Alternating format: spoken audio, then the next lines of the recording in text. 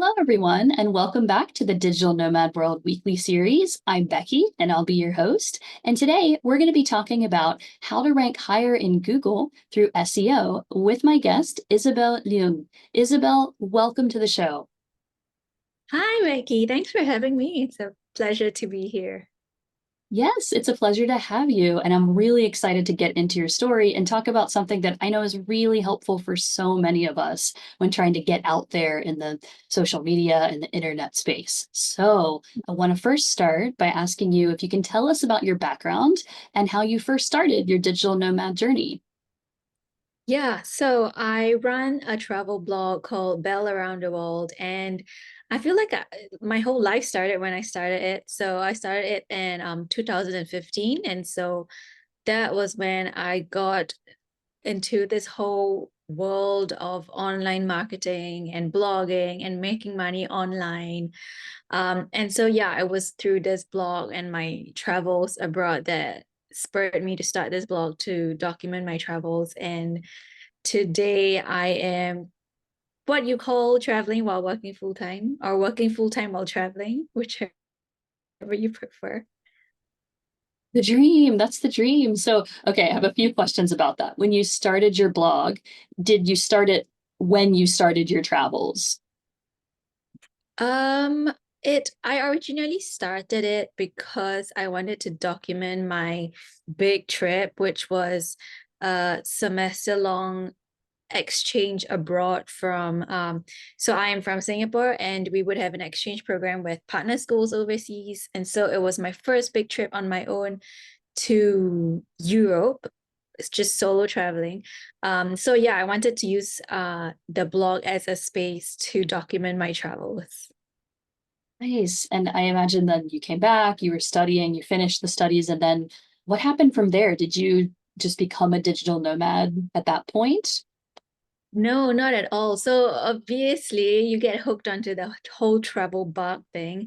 But it was also difficult for me to dream that big of a dream, because when you finish school, you're expected to get a job. And before I can plunge into my own world of working and business, you got to have some work experience at least. And back then, when I just graduated from school, it wasn't like I had the network or the experience. And so I did actually get a job because of my blog. I got a job in social media in an agency, a Spanish agency. So I did get my job, my first job out of university through my blog. And all along, because the blog felt like a pet project, and I felt, personally invested in it. So I also still really enjoyed traveling. So I was always working on it on the side. Every time I get free time, I would always be working on it and figuring out how to grow my traffic, how to grow my social media, how to work with brands. Until one point where I actually got this really amazing deal invite by a tourism board in New Zealand. So it's actually the official New Zealand tourism board. And they invited me for this all expense paid trip to cover an event there. And back then I was still freelancing for different publications. And so my blog plus the rest of the publications were big enough for me, for them to send a Singapore media, a Singapore representative over to cover that event. And so that was when I was like, okay, I am not gonna say no to this huge opportunity. For me back then it was, because I never get paid to travel or never get hosted to travel. So this was back then like my goal with the blog, to be big enough to be recognized, to be invited to trips and experiences. And so that kind of was the pivoting point where I decided to go all in on my blog. Wow. And about what year was that? So I started the blog in 2015, and I got this gig in 2018 or It's end of amazing. 20. Yeah. Wow. I'm also I'm glad you had that like full year of 2019 to like keep it going, and then we know what happened. And I'm Yeah. sure travel bloggers had to pivot a lot and think of other things at that time or like go in a different way. Yeah. Yeah, but Mhm. that's fantastic. So also just I'm painting a picture here for people that, may have something similar, want to do a blog, and we're going to get into SEO. But how often would you say between 2015 and 2018 you were publishing articles on your blog and the social media and things like that? I would say generally once or twice a week. I had so many travels and experiences and ideas, and I was always trying to test and improve and experiment. So the whole idea is being consistent, right? And the very minimum I would post was once a week. Okay. I think it's really important for people to know. And we're going to get more into that. But quick question, because you have traveled a lot. What are some of your favorite countries that you've been to? Yes, I would say New Zealand does hold a special place in my heart. Just because after that press trip, I decided to do a working holiday there. So that became the first country where I actually lived abroad. And back then I was, really I feel like a green-eyed girl where I was like, I'm so ready to see the world. I want to live in so many places. I want to experience different cultures and way of life. So that was the first step towards doing that. And coming from busy city Singapore to small town Fox Glacier in New Zealand was a really big shock because like the closest supermarket I remember this was 3 hours drive away. So I was like, am I gonna survive this if I don't have a car? But it turned out to be the most amazing experience because I experienced the warmth and hospitality of the local people, of your coworkers, and just going to do amazing adventures together that were completely free. Like you don't have to, yeah, people get a lot of misconceptions that you have to be rich to travel. You have to yeah, have a lot of money to experience like the luxuries and the comforts, but I realized the best things in life were really just free. Oh, that's so beautiful. How long did you spend in New Zealand when you went that time? Yeah. So it was around 6 months. My working holiday was the span of 6 months. Wow. Yeah, Yeah, it's definitely one of the most beautiful countries in the world, I would say. hmm, Wow. that's Any true. other places? What's number two in your heart? Two, I've been telling myself that I've been wanting to go back before pandemic and after pandemic, but I still haven't been back, is Cape Town. So I spent a month in South Africa, totally unexpected trip. Visited safari lodges, did the whole safari adventures, stayed in really cool accommodations as well. South Africa really surprised me in more ways than one, more than just, the first thought that people would have is like, oh, wow, amazing animals, amazing nature and wildlife. And then I visited Cape Town, which was, yes, a city, but it also feels like it has a bit of everything. Like you have the ocean beside you, and then you have the mountains for hiking. And then close by, there is like this wine country that you can go to. There is also farmers markets. There is also a thriving community, expert community there. So even though I didn't spend such a long time, I spent maybe about a week there. But I don't know, something about that city just stole my heart. And I've been wanting to go back there and stay a bit longer term to see what it is like as a nomad. I hear so much similar feedback. Like I have not been yet, but it's definitely near the top of my list. And again, you're confirming it. So yeah, I just hear it's so beautiful there. True. Yeah. Well, thank you for sharing that. Okay. So now we're going to get into the SEO portion of this. So first of all, it sounds like you first got into SEO, I would imagine, by experimenting with your blog. Is that right? Yeah, totally. Okay. So as a blogger, you have different multiple channels. Of course, you have the blog, but most bloggers would also have a social media um, facing platforms. So I felt the need to be on every single platform. And so I was experimenting with growing my traffic, growing my audience, growing my followers, growing my subscribers. And eventually, a trend that I noticed was as a traveler, you also want to maximize your time and minimize the workload. So I found out that the best way for me to do it was through SEO because I would be able to publish a post and still have it ranked on page one of Google or whatever search ranking search result whatever search platform you use over the years to come. And so it's a recurring traffic, and as a blogger, most of your income would come when you're able to establish yourself with a set number of traffic. So I always say the first step of wanting to monetize as an online creator is having good traffic. What are some tips for us to get that good traffic through SEO?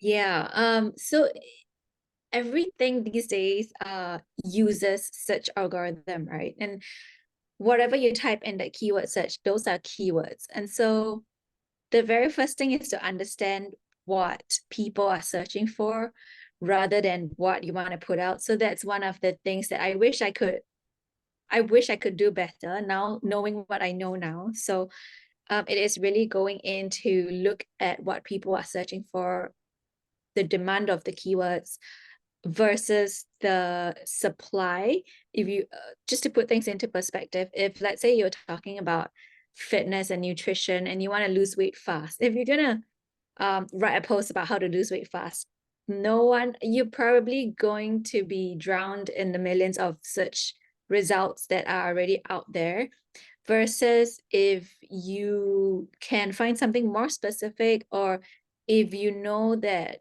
you're passionate about vegan diet or paleo diets or a certain niche, and you're able to be an authority in that area just because of experience and also because you're passionate and educated about that topic, you are then able to find more long tail keywords, or rather keywords that are more specific to a niche, so that the competition is less and your chances of being able to rank for how to lose weight fast on a vegan diet, something like that, would your chances of ranking at the top of Google would be higher. I see, and that's what you mean also by like a long tail key phrase or Mhm. keyword phrases, like, Yeah, so that, it's like yeah. having 5 to 6 keywords in a search term. Okay, yeah, that's so important. So do you use in that case like certain software to like find what people are searching for, or do you have the best places to go for that?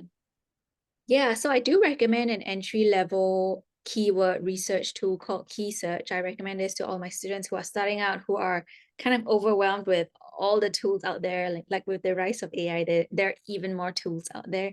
But that was one keyword research tool that took me from, I wouldn't say zero to hero, but to the point where it made a difference. And so it's an entry level, easy to learn keyword research tool. Um, One of the best keyword research tools in the industry, it's Ahrefs, Ahrefs, but that's a bit more, it's a bit higher level. It's a bit more if you're working with agencies and stuff. So I use both tools before, as well as SEMrush. But I would recommend either Key Search or Ahrefs.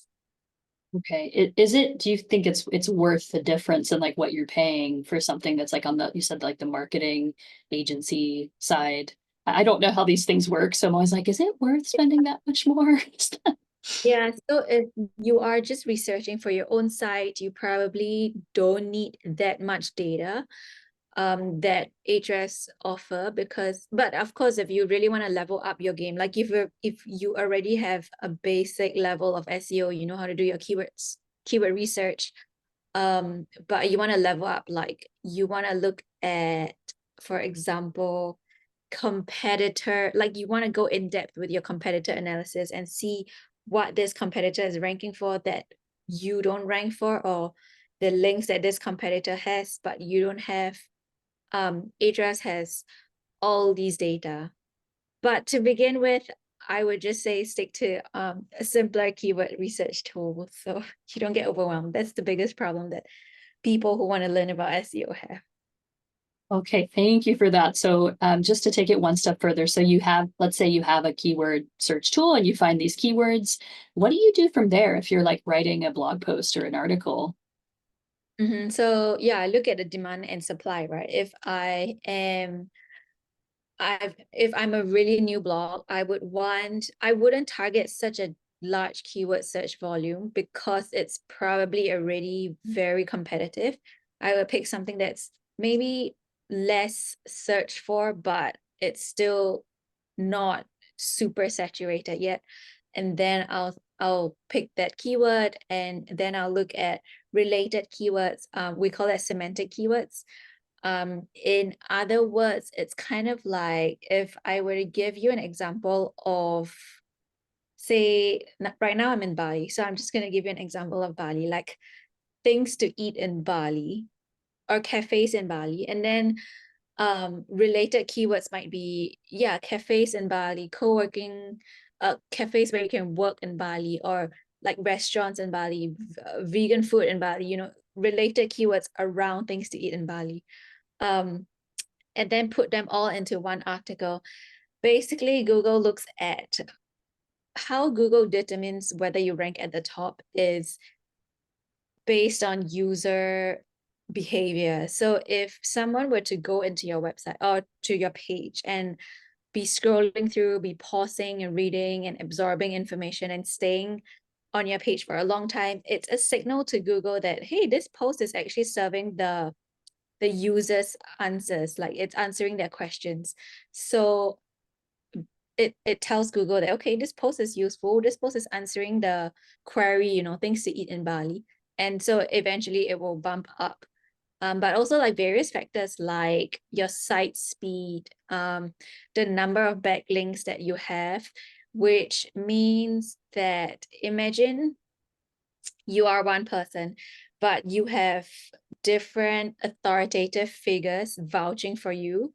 That's what backlinks does to your page. So if I had, like hypothetically, if I have a post on things to eat in Bali and I have like the biggest food site linking to me, I have maybe a CNN website linking to me, yeah, news publications, educational publications, things like that. If I have those articles or those websites linking to me, it shows Google that this website or this page is it's an authoritative page because of all these other bigger publications vouching for me. And so that would boost your ranking up higher as well. Oh, do you, as a blogger, do you feel like it's important to reach out to like these bigger publications like CNN, for example, and you're like, hey, do you know about my blog? Can I guest post or can we do a deal here? Yeah, in the beginning, I would say yes, there is some importance to that because there are two ingredients to, SEO. Essentially, one is keywords, the other one is backlinks. And so in the beginning, you probably want to guest post for other bigger publications, or yeah, do some digital PR work to establish yourself in the space that you want to be an authority for. Got it. Okay. And then does this SEO, does it also connect with like Instagram or Facebook posts? Can you use SEO, let's say on Instagram as well?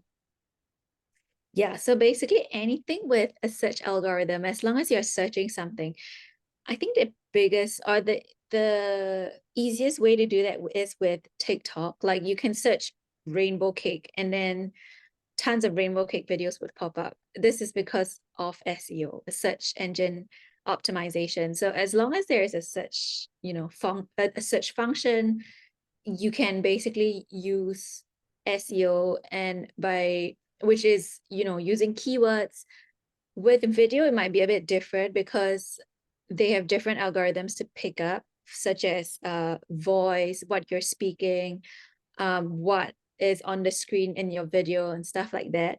But for the most part, everything uses keywords, even your Instagram captions and your Pinterest pins and even Facebook posts. So hashtags are still very important. I'm not sure about hashtags anymore, but I mean, they always want you to be relevant with your keywords. So Mhm. in your caption. So definitely you want to provide some context to the video that you're pushing out. Okay. What is your favorite social media platform to use to spread and get like a traffic at this point? If you asked me a couple years ago, the biggest traffic push that you can get with social media would be Pinterest. Because if you think about Instagram or TikTok today, the platforms itself, they want you to stay on the platform. They want you to keep scrolling. They want you to be addicted to the platform. And that's why it is not very friendly towards driving clicks to an external platform. So if we're talking about driving traffic to your website or your blog, I wouldn't recommend those. Um, Pinterest used to be really good with driving traffic. I remember when I needed that little bump to get to a certain number of visitors in order to qualify for a media vine. Um, I really went all in on Pinterest and it really helped. Um, Pinterest has a larger US demographic. So if you're trying to target US or the Western countries, that would definitely help. Okay. But so now, because you said a couple of years ago it was Pinterest, has Yeah. Pinterest changed now? Is it TikTok? Would it be TikTok now? I'm not sure. Yeah, I say that because that was before Pinterest rolled out the whole ads thing. So now they're really pushing people to run ads on Pinterest and they would prioritize pins that are ad pins. And that's why I feel like the reach is no longer that great. Um, to be honest, I don't really focus so much on social media, just because I've been hit by Facebook suspending me for no reason. And with that, they shut down my Instagram account as well. So I don't really have a favorite social media platform to use to drive traffic, but personally, I like using Instagram because maybe I'm not a boomer enough to use TikTok. So I'm still on Instagram and I find it a way to be closer to my community. Are you on TikTok as well? I am, but sporadically. I would say the same for myself. I understand that. Also, because at the beginning you were saying I was everywhere when I started out, and it sounds like now maybe you're a little more focused on what you're trying to Yeah. achieve, let's say. Yeah, for sure. Because then it feels, I still struggle with this today. I feel like I am kind of spreading myself too thin, especially with the SEO course going on and then multiple Instagram channels for different brand verticals. I feel like I'm spreading myself too thin and I'm not giving my best to anything. So looking back or like moving forward, I would want to really improve on SEO even more because I feel like even though I've got all my processes down pat, there are always ways to improve. There's always more traffic to be earned. And so I still like even 9 years later, I still think that SEO is the way to go if you want to achieve consistent traffic and somewhat passive income. Okay, no, thank you for that. Thank you for that honesty. I'm sure you're not alone in feeling like you're being spread too thin with all of these things trying to push out new content and get it ranked high, like you said. So I want to ask you, in relation to that, do you use any AI tools or anything that's helping you automate this? Yeah, so I do use a bunch of different AI tools to speed up my work. And since a lot of my work relies heavily on content, I have been trying out different content AI tools. I really go with Jasper. So it's Jasper. It's great for long form content, but it's also great for short form copies. It's great for um email subject lines, or if you want to rewrite a certain paragraph. It has really improved over the years that I've used it, and especially with the integration of even more advanced AI tools. It's been great, and my newsletter audience loves it as well. So this is one of, I think, universally, a lot of people use it, especially in the content field. Thank you for that great tip there. Okay, now you said something else like related before to like Instagram suspending you and Facebook. So I do hear every now and again that, the algorithm gets updated in Google and things can get ranked much lower. Sites can, barely get the attention they had before. So how does this, like, what SEO updates do we need to make, or what do we do when this happens? Yeah, so I've attended a couple of SEO conferences this year, and the talk is AI, right? We're always talking about AI. And the truth is that there is just this content inflation on the internet world these days. And that is part of the reason why all these algorithm updates are going on. It is meant to quash thin, useless content, like the content that is put out for the sake of, trying to just bulk, to trying to like cover the most amount of information about a certain topic as possible. And so the latest algorithms have been targeting that. And it is true that a lot of my peers that I've been speaking to at these conferences, they have had their content hit by, more than 50%. Some of them have almost gone down to zero. And it's quite disheartening and it's quite scary. Um, but ultimately, it is all about so I don't know if you've heard of these terms. It used to be called EAT, expertise, authoritativeness, and trustworthiness, which are kind of the three pillars to having good SEO. But a couple months ago, Google rolled out this term called EEAT. So they added experience into it. So now it becomes experience, expertise, authoritativeness, and then trustworthiness. And so it is really important these days to showcase your personal experience when you're talking about something, whether it's a travel experience or a gear review. Because if you want to talk about the best vacuum cleaners, with AI these days, you can basically scrape, the internet and just have them generate the list of best vacuum cleaners from the top 10 articles on Google and make it better. But what's going to stand out and how to combat this algorithm updates is by showing Google, by showing your readers that you actually have reviewed this vacuum cleaners before, and this is from your personal experience and your thoughts about it. Okay, so this brings me to a final question about SEO for you. Pictures. Is it best to use our own photos? Should we be in the photo on the blogs, even if you're talking about vacuum cleaners? What do you Yeah. think?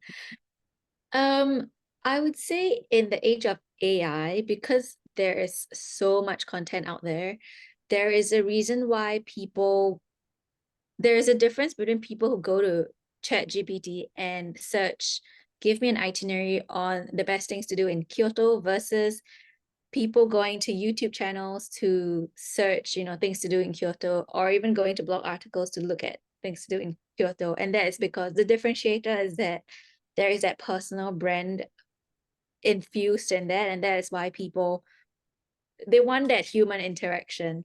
um so to answer that question, I would say yes, inject your own kind of photos if possible, but if not, just for better reading experience, just for better clarity, just to cater to mobile users who are always scrolling through an article to break up chunks of text, it's always good to include photos anyway.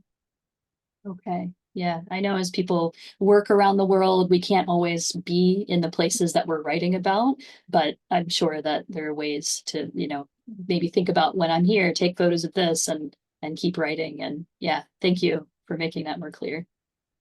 Yeah, awesome. Yeah. Well, Isabel, I want to thank you. These were amazing tips, and I hope everybody watching and listening out there that are doing content, thinking about starting a blog or anything related to content, this will really start to help you. Isabel, is there anything else you would like to add or share with us? Yeah, I mean, if you're interested to learn more about SEO, but are afraid to start or don't know where to start, I do have a SEO free masterclass that you're welcome to check out. It's all on my blog at bellaroundtheworld.com. Okay, And if thank you you, for that. Yeah, no, go yeah, ahead. No, yeah, and if you want to connect, you can also find all of my socials on there. I'm on YouTube, Instagram, and everything. Okay, so everything is at Bell around the world. That's BEL. Yeah. Yes, Okay. that's right. Oh, well, Isabel, once again, thank you for joining us, and I hope you have a great travel year ahead. Where are you headed to next after Bali? I don't know about that, but I'll be That's celebrating cool. Christmas and New Year's in Bali, and then I'll be home for Chinese New Year in Singapore, and then the next adventure waits. I love that. I love that you didn't know because that is a true digital nomad. True. Thank you. Have a wonderful day, Isabel.